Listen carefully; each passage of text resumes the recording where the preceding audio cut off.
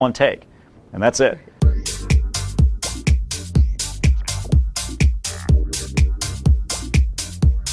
I mean, if it's a perfect game and a fan wants to watch it, they need to be able to watch it. Like, we don't get a do-over. We were the first professional sports league anywhere in the world to actually put their content online and stream it. The sort of chaotic rhythm of the game, or the rhythm of consumer demand, is actually something that's very difficult to engineer for. Maybe a given game that's a 5-0 blowout doesn't seem interesting until the 8th inning, when all of a sudden the person who's got the 0 on the board is actually throwing a perfect game or a shutout. All of a sudden now interest may peak, and that peak may build in 2 or 3 minutes because of the fact that this person's crossed an important threshold. Baseball is a unique sport. Not only do we have the most number of games, but we're also very regionalized. And so each team generally, other than the national games, has a home and a visiting feed. And that's just the video. Then a home and a visiting radio feed, and then a home and a visiting often Spanish feed as well. So just one game could actually be 6 different feeds that are going on simultaneously. So we really do 5,000 live streaming events a year just for baseball, plus another 15,000 that we do for some of our other partners. If you add it all up, our overall storage footprint just for baseball is about 1.5 petabytes a year. We're at the point where we're pushing against scaling issues.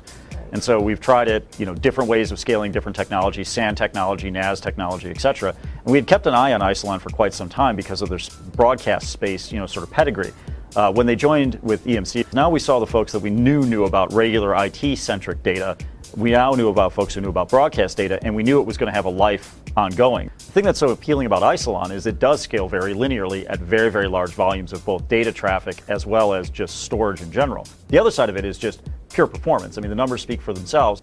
We're just continuing to expand. I mean, at this point in our global network, over 2 data centers, we're storing over 15 petabytes worth of content. And when you start talking about things like 3D and 4K and some of this other stuff that's, again, emerging technology, the SAN was not good enough for what we had now.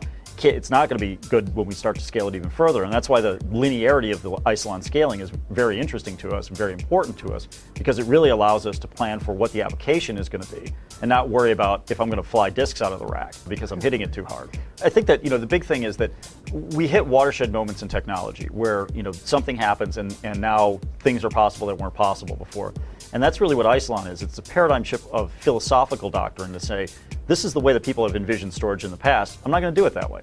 So we look for companies that are aligned philosophically with where we are about the fact that you're making a promise to a customer. But in order to build compelling experience, you have to choose your partners wisely.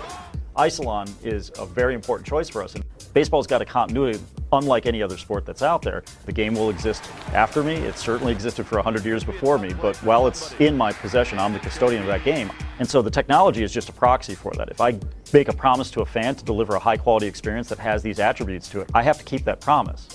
You need to be competent, you need to be capable, but ultimately you need to be consistent with what you're delivering. And so when Isilon signs on for it, EMC understands what that means to really play a part of that team.